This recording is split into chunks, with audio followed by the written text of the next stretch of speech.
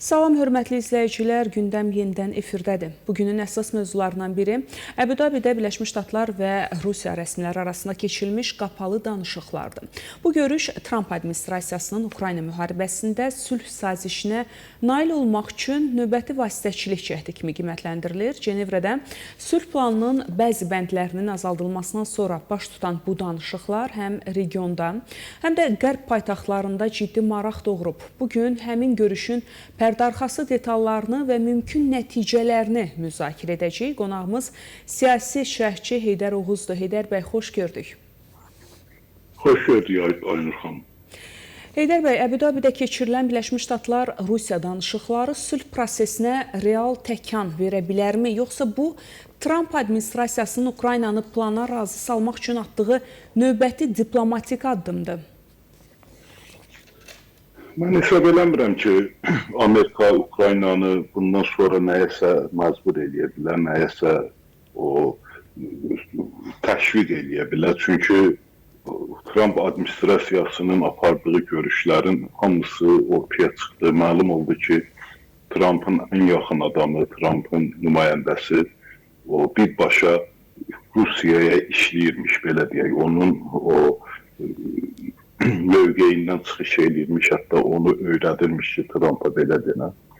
Burada bu görüşdən, yəni o hadisələrdən sonra Amerika qarşısında iki, belə deyək ki, mərhələli bir vəziyyət ortaya çıxdı. Bunlardan biri o idi ki, bir nəfəri yenə Vitkovu Moskvaya göndərdi və Moskvanın Vitkov vasitəsilə danışıqlara cəlb eləməyə çalışdı. Ukraynaya isə özünün müdafiə naziri adlı, bir dan adlı bir müdafiə naziri var. Onu da Ukrayna ilə danışıqlara göndərdi. Yəni iki fərqli adamla bu danışıqları yürütməyə çalışır. Məqsəd də indi burada nə nəticə çıxacaq, birini Vitkov aparır, birini müdafiə naziri aparır, tamamilə fərqli bir adam aparır. Mən elə bilirəm ki, Vitkov bir müddətdən sonra uzaqlaşdırılacaq.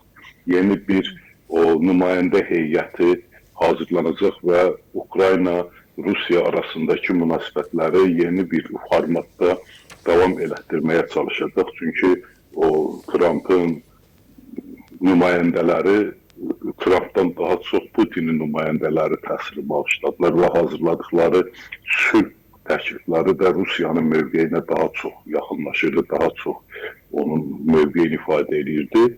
Bu vəziyyətdə təbii ki, Trump'ın özü də çətin vəziyyətdə qalır. Mən hesab edirəm ki, artıq Trump'ın özünün Amerika ictimai rəyində çox ciddi nüfuz itkisi baş verir.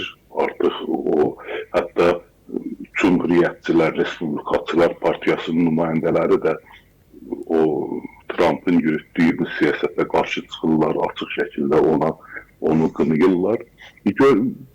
Bu vəziyyətdə indi nə ola bilər? Təbii ki, bu o deməkdir ki, Ukrayna və Rusiya arasında müharibə sonlanmayacaq, yenidən davam edəcək və hətta daha kəskin, daha ağır şəkildə davam edəcək. Çünki burada nə Rusiyanı, nə Ukraynanı ortaq məxrəcə gətirmək mümkün deyil. Çünki aralarındakı məsafə, aralarındakı ziddiyyət çox ciddidir, çox geniş bir dərəcədə bir-birindən fərqlənirlər.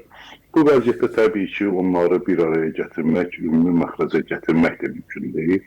Bu müharibə belə görünür ki, hələ bir neçə ildə, hətta mən ayda demirəm, bir neçə ildə davam edəcəyə oxşuyur. Aydındır. Təşəkkür edirik Heydər bəy, minnətdarıq sizə. Çox sağ olun. Hörmətli izləyicilər, Əbu-Dabidə keçirilən Birləşmiş Ştatlar Rusiya danışıqları sülh prosesinə dair sualları bir qədər də artırdı, amma hələ ki konkret nəticə görünmür. Tərəflərin mövqeləri ciddi şəkildə fərqlidir və prosesin necə davam edəcəyi gələcək günlərdə daha aydın olacaq. Biz mövzunu izləməyə davam edəcəyik. Sağ olun ki, bizimlə oldunuz. Növbəti buraxılışlarda görüşənədək.